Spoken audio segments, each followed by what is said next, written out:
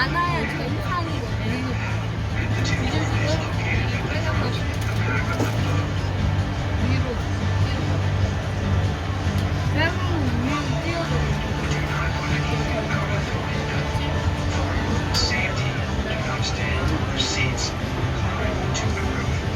이쪽 건물 위에 무조건 시간이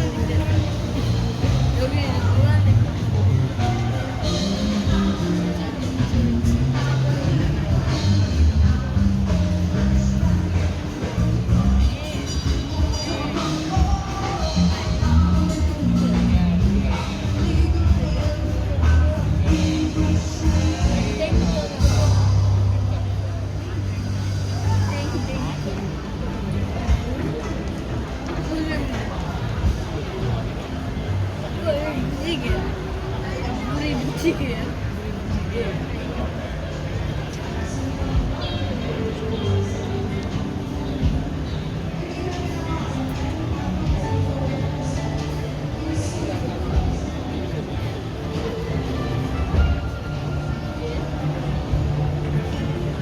뭐야, 돌아오는 거야?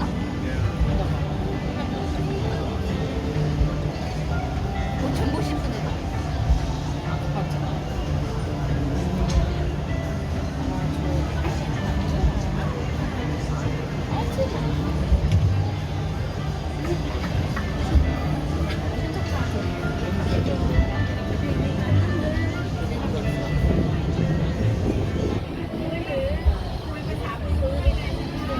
The area to your right used to be the site of Riverside Village, a plague-infested squatters' colony which housed the seedy underground of opium dens, brothels, and secret societies.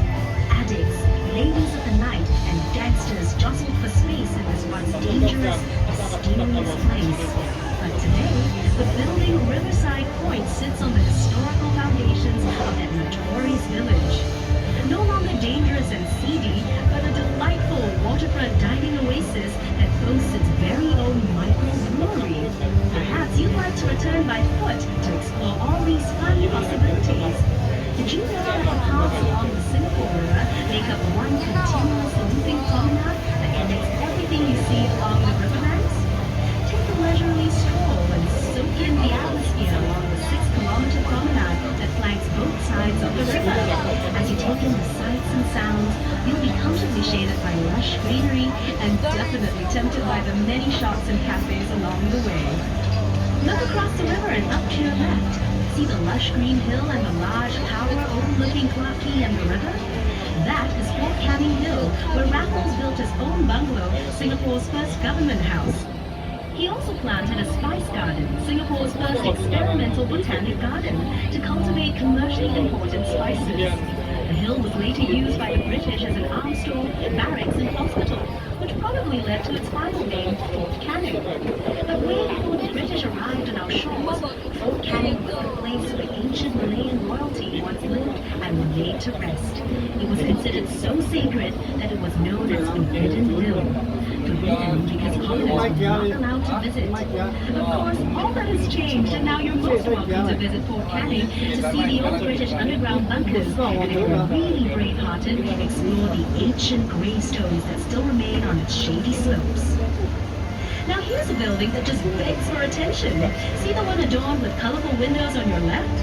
Home to the Ministry of Information, Communications and the Arts, its multi-hued facade not only reflects Singapore's multicultural heritage, but also hints at the building's equally colorful past. Can you believe that this rainbow-splashed complex used to be the old Hill Street Police Station and was once considered a skyscraper? But that was before World War II. In fact, the old Hill Street Police Station served as Singapore's only secure jail. And during World War II, it's even believed to have been a torture chamber. With such a vivid history, it's certainly no wonder the building was named a national monument in 1998. 말주는 좋다는 거. 아까부터 말이 아니야. 왜만 몰라요? 왜만 다 벽이 몰라요? 왜 계속 벽이 몰라요? 이거 뭐 몰라요? 엄마 머리에 biết rồi, nói bài là biết bài. Tôi 안녕도 돼. 아, 왜 사진 나가? 안녕하세요.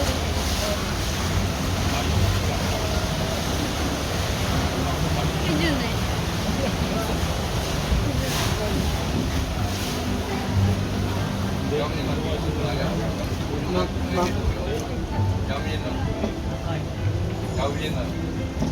아니야, 그 진짜 지나던 다리잖아. 내말 들려? 여기서 보기로니까.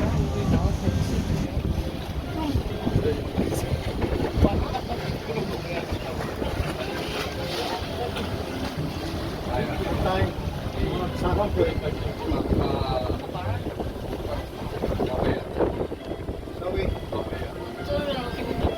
어쩌라고 아니야, 어쩌라고.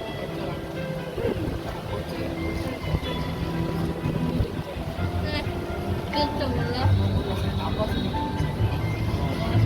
모르는 게 많아. 햄버거. 안 그래도 이렇게 근데.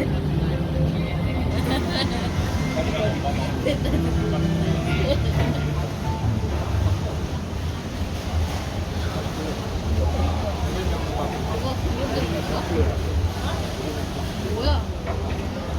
처음 보는 거 같은데? 어디야? 응, 갈거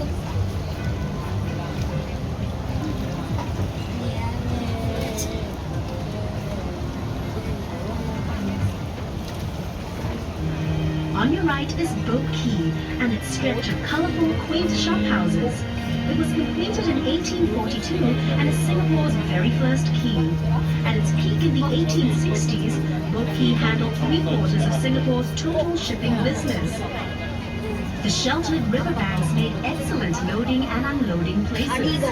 Back then, the whole river was chock-a-block with thousands of boats transporting a whole myriad of goods to be traded by the merchants who had set up shop in that row of buildings on the bank. Some of those goods included seafood, spices, and rubber. The precious cargo was shouldered across gangplanks by immigrant laborers known as coolies, whose blood, sweat, and tears formed the very backbone of our nation's rise to prosperity. Wonder why all the shop houses are concentrated on just one embankment of Boat Quay? Well, legend has it that the Chinese immigrants chose to set up home only on the south bank of the river. You'll notice how the riverbank curves just like the belly of a carp. In Chinese culture, this majestic fish is an auspicious symbol of good fortune and a great place to store wealth. These first immigrants believed that this part of the Singapore River was where prosperity and wealth could be found. That's also why many banks and businesses started up here and eventually developed this area into our current central business district. Where once boats lined the water's edge, today the banks of Boat Quay are lined with shop houses turned into restaurants and pubs. The facades of the Boat Quay shop houses have been retained, and their unique architectural styles give the district a distinct flavor. Notice how the shop houses are of varying heights. Long ago, this signaled the owner's wealth. In other words, the higher the building, the wealthier the owner. Perhaps these traditional beliefs have extended till today. Just take a look at the tall skyscrapers of Singapore's financial district towering over the Boat Quay shophouses. This is the perfect place for snapping pictures, so enjoy the 360-degree views and drink in Boat Quay's unique blend of traditional Asian values set against a modern and progressive backdrop. See how the shophouses form a charming contrast of Singapore's developing years against the skyline of a new Singapore. This truly is a uniquely Singapore sight. By the way, are you feeling hungry? Hawkers and their pushcarts used to line the riverbanks, selling local dishes that were cheap and delicious. A bowl of Teochew porridge cost only 10 cents. Better yet, side dishes were free of charge. Every day, the people who worked and lived at the river would eat at these pushcarts, sitting on little stools along the riverbanks. Perhaps that was how al fresco dining got its start in Singapore. 말이나 쓴 일까지 많아.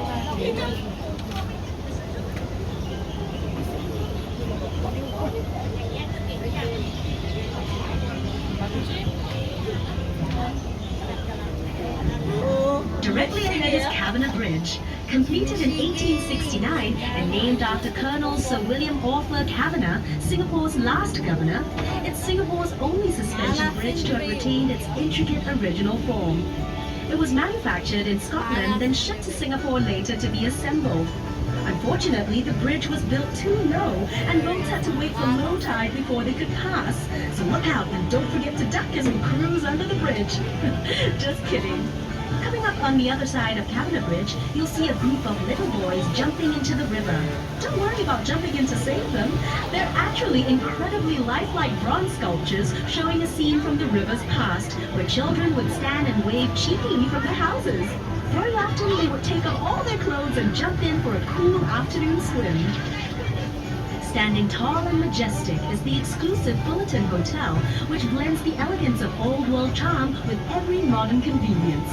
Built in 1928, lots of paper pushing went on behind the hotel's splendid columns before its glamorous makeover. Its facade is a masterpiece of neoclassical grandeur, which belies its much stuffier original occupants, the Chamber of Commerce offices and the General Post Office, from which mail was transported along the Singapore River to and from ships.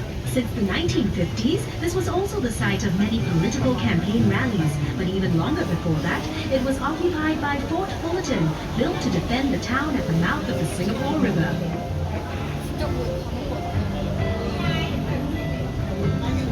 This promontory to your right used to be home to the merlion, Singapore's half-lion, half-fish icon. The merlion stood guard here at the river mouth for 30 years before it was hauled by barge to its new home in the bay in 2002.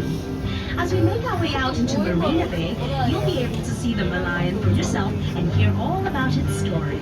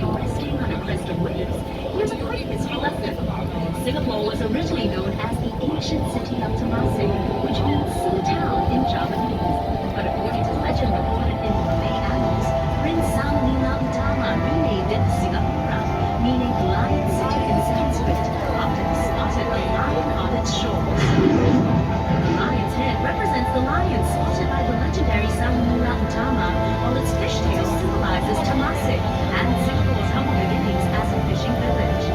Measuring 8.6 meters high and weighing 70 tons, the lion sits on reclaimed land looking out to sea. She attracts millions of visitors a year who make the trip to Malayan Park to photograph this world-famous icon of a new home right here in scenic Marina Bay. Take a peek behind the Malayan and you'll see a baby Malayan.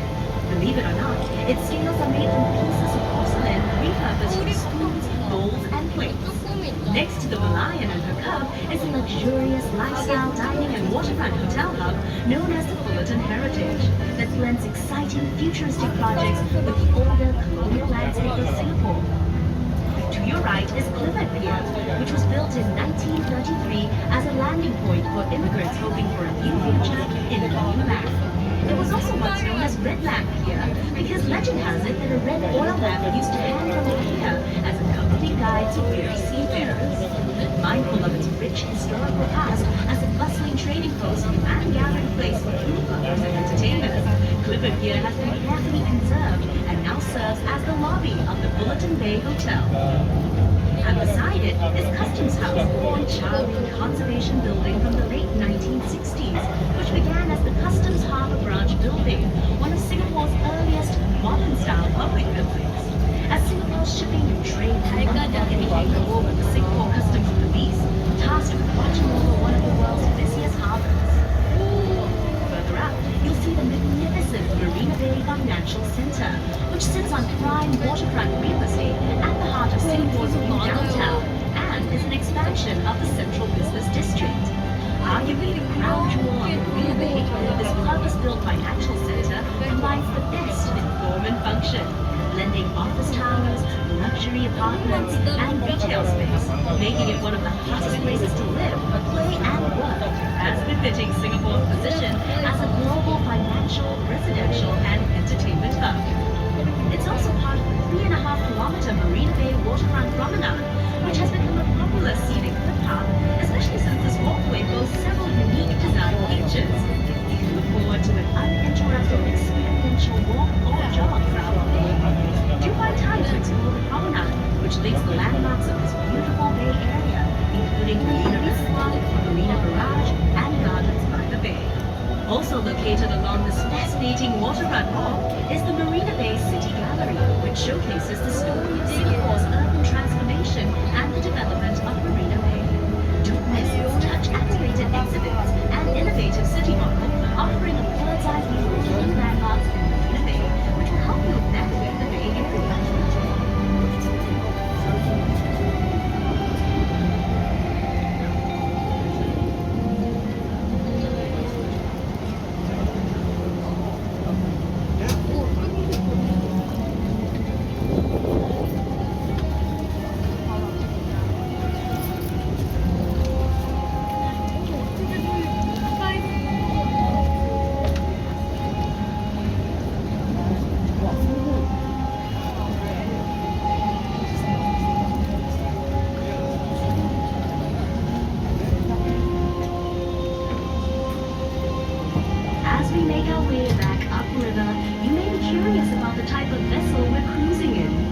Traditionally called gunboats or lighters, these barges were used to transport cargo from ships anchored offshore near the mouth of our Singapore River to the warehouses along the river as early as 150 years ago. In 17th century Europe, they were first used as scavenger or dirt boats to carry rubbish.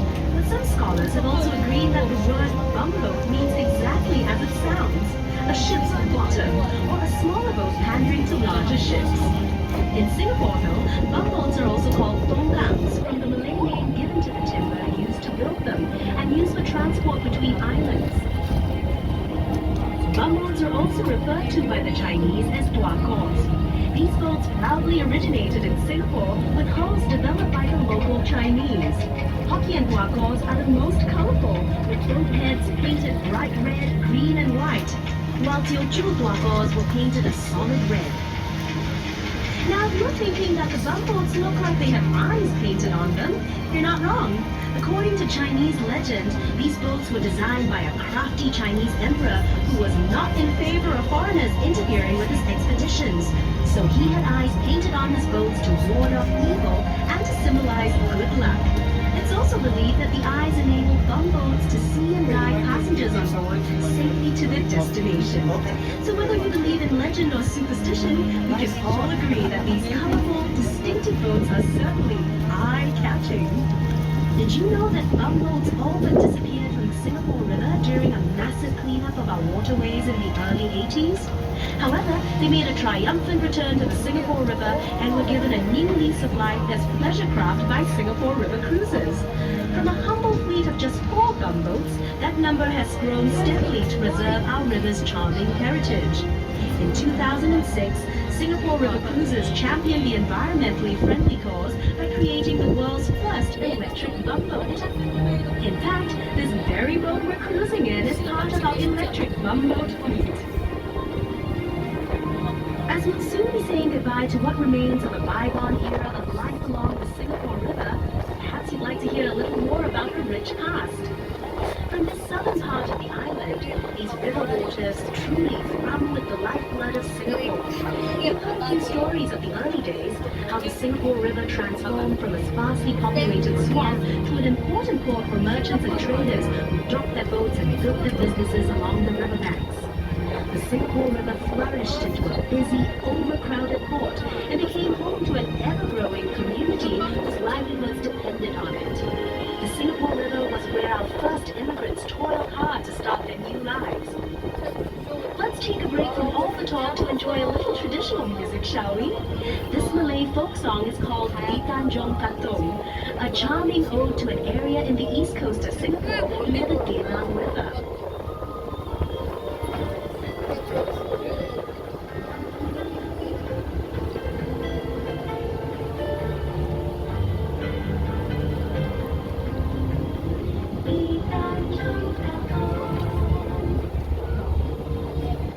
As we cruise round Marina Bay and begin making our way back down the Singapore River, have a look to your right at a Singapore landmark that really needs no introduction. It's the iconic Marina Bay Sands Integrated Resort, featuring a casino, hotels and convention center, world-class entertainment and retail shops, all housed within award-winning architecture that resembles a ship atop 3 towers. Notice also the palm-shaped Arts and Sciences Museum and the unique Helix Bridge. This 280-meter engineering marvel has been modeled after the structure of DNA and was inspired by the Asian concept of yin and yang, built to bring wealth, happiness, and prosperity to Marina Bay. This bridge will also link you to another awe-inspiring attraction, the Gardens by the Bay. Spanning 101 hectares, this award-winning super park is home to over 250,000 rare plants from all over the world. Enjoy the lush outdoor gardens, huge climate-controlled dome conservatories, and the towering futuristic super trees, which you can even see from this distance. They're essentially vertical gardens, measuring up to 16 stories high and linked by suspended walkways with stunning views of the entire park. Living up to their name, the super trees also produce clean water, generate solar power, and are venting ducts for the park's conservatories, which encapsulate the cloud forest and flower dome. Do you notice that the water here is very calm? This is due to the Marina Barrage, which is a dam built across a 350-meter wide marina channel. It keeps out seawater to create Singapore's first reservoir in the city, a vital source of fresh water and flood control. The Marina Reservoir is Singapore's 15th reservoir. It has the largest and most urbanized catchment area at 10,000 hectares, or 1/6 the size of Singapore. Just imagine, you're now literally floating in drinking water. Perhaps the very same stuff flowing out of your taps. Cruising out into the bay, you couldn't have missed the giant wheel in the sky. That is the Singapore Flyer, a skyscraping observation wheel that measures 165 meters tall, that's 42 stories high, and 150 meters in diameter. That's about the length of 87 Singaporean men lying head to toe. The wheel carries 28 city bus-sized capsules, each allowing up to 28 passengers, which means that at any one time, the Singapore Flyer can transport 784 passengers per revolution, which takes about 32 minutes to complete, rotating at a soaring speed of 24 centimeters per second. This engineering wonder provides breathtaking panoramic views of Singapore and the islands beyond. In fact, from on board, you can see up to 45 kilometers away. That's 3 kilometers more than the entire length of our island city. You'll also notice to your right 2 curious spiky domes unique only to the Esplanade theaters on the bay.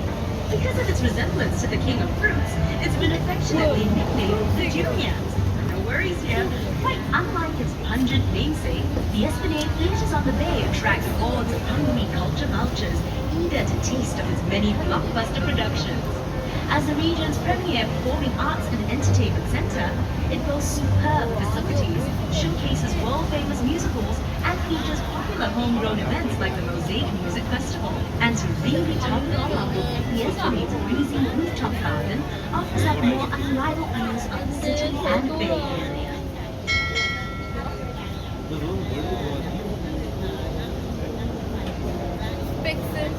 스펙트럴 쇼 안 보길 두개 다 보고. 우와, 여기 또 통과해? 뭐야, 엄청 멀리간다. The green area to your right was once lined with lovely European-style houses that brought to mind the fashionable elegance of London's Mayfair. No wonder the Esplanade was a popular place for European settlers to see and to be seen. Back in the old colonial days, they would emerge from their houses to stroll along the Esplanade every afternoon.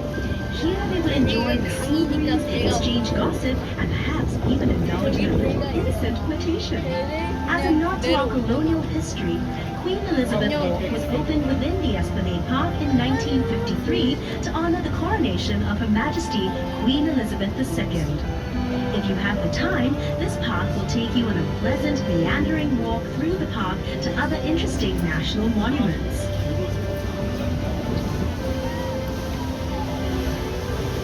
The bridge straight ahead of us is Anderson Bridge, named after Sir John Anderson, yet another governor of the Straits Settlements. This elegant arch displays an excellent combination of intricate plaster and metalwork, whilst its curved structure provides high resistance to bending force, which comes in really handy since it supports the heavy weight of vehicles stepping back and forth daily.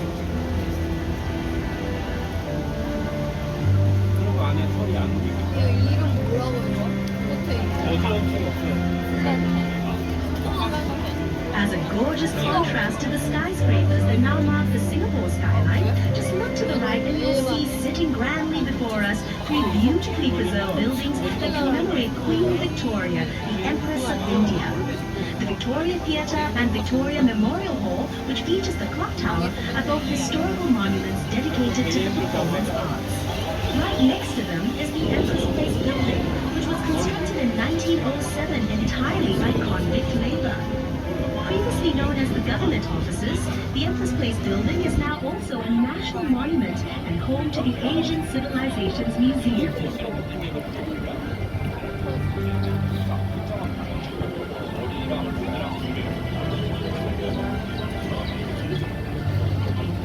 The Asian Civilizations Museum is a treasure trove of history and culture that will introduce you to the world of Asian traditions. The museum features over 1,600 treasured artifacts in 4 themed geographical zones and includes a Singapore River gallery dedicated to the history and people of our beloved river. Be sure to check it out for an even more intimate picture of the things you've seen and learned on this river cruise.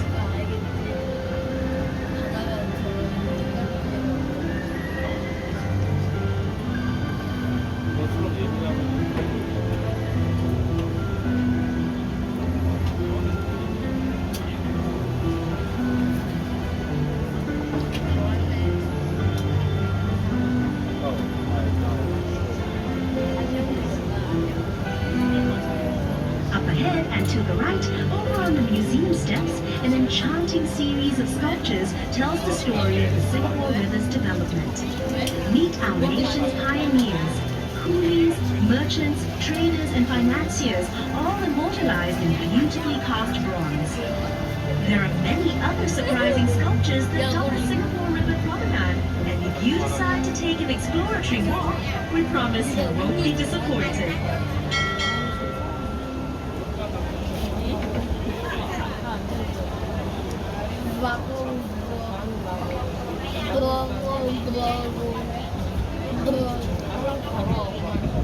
안 튀겨. Over on the right bank, you may have noticed a fine fellow cast in blinding white plaster. Englishman Sir Thomas Stamford Raffles, the founder of modern Singapore. The statue marks the spot where Sir Raffles is thought to have first landed in Singapore in 1819. Back then, Singapore was only a sleepy little fishing village, but Raffles saw enormous potential due to a location along the main shipping route between India and China. After signing an agreement with Singapore's then ruler, Sultan Hussein of Johor, Raffles set about establishing a trading post and free port on the island for England's East India Company. He developed a town plan, drawing up residential, administrative and commercial districts along the riverbanks of this budding island city. The large building we're passing on the right was Singapore's first courthouse, after which it became Parliament House up till 1999, when the new Parliament House was developed just next to it. What is that strange disc hovering over Parliament House? Is it a bird? Is it a plane? Is it a UFO? Don't worry, what looked like something out of a sci-fi movie is actually part of the Supreme Court of Singapore.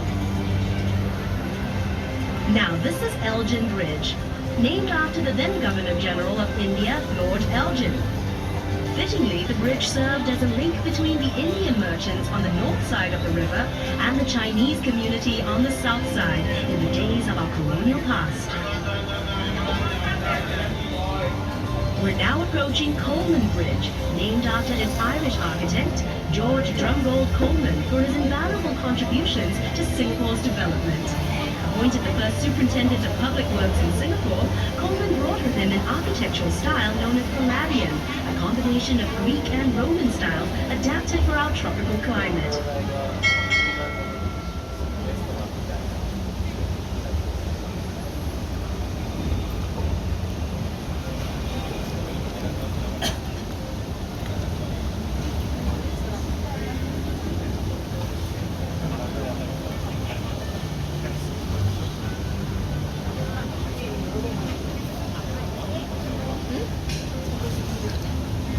우리 뭐 어떤 데 갔나?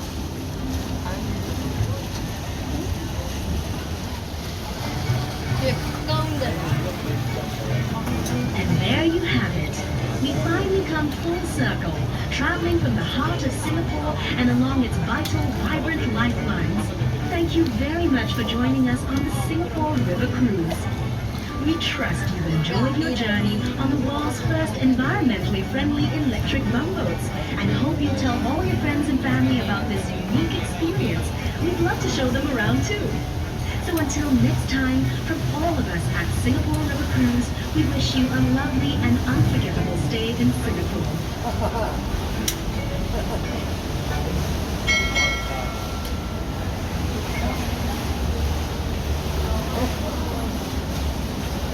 Clarke.